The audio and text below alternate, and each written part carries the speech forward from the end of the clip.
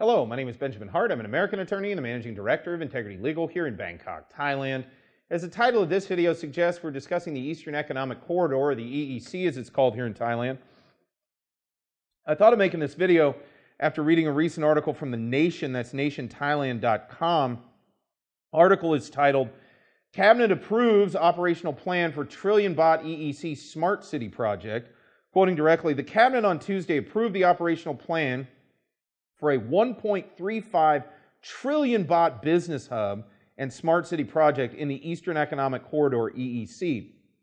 Government spokesperson Rachada Tanadirek said, quoting further, this is the fifth infrastructure mega project in the EEC, followed by the high-speed railway link between three airports, the expansion of Utapao Airport, Maptaput Industrial Port Phase 3, and Lamchabang Port Phase 3. I want to read this again because this is staggering. I mean, how much infrastructure is really coming into existence here. Quoting directly, this is the fifth infrastructure mega project in the EEC, following the high-speed railway link between three airports, the expansion of Utapao Airport, Maptaput Industrial Port Phase 3, and Lamchabang Port Phase 3. Man, that's a lot. They're really improving the infrastructure in the EEC. Quoting further, the 10-year Smart City project will be divided into three phases.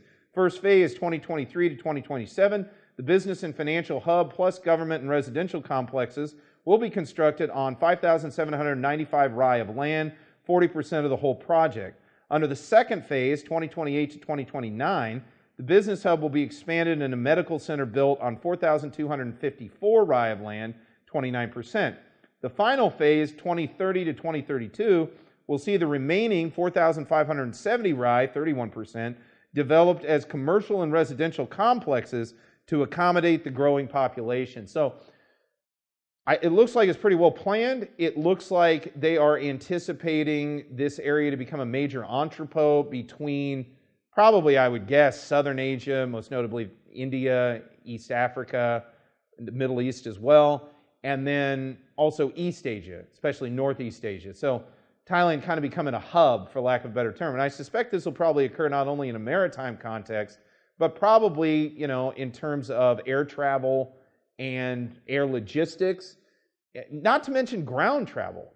As we've discussed in many other videos, they're constructing a number of high-speed rail networks.